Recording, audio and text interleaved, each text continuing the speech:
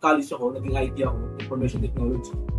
Same din, sobrang smooth lang din, pero mas lumawak kasi IT, napakalawak ng IT.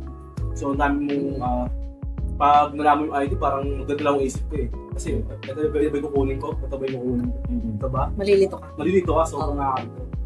May time kasi na, nung balitas ng junior, gusto kong edit.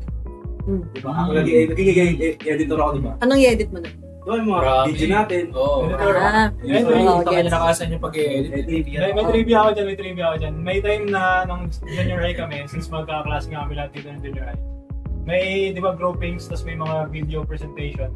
Siya lang yung nag-edit nun. Kaya siya yung pioneer na editor dito sa amin. Ginawa niya nun, 4 na grupo yon sa film.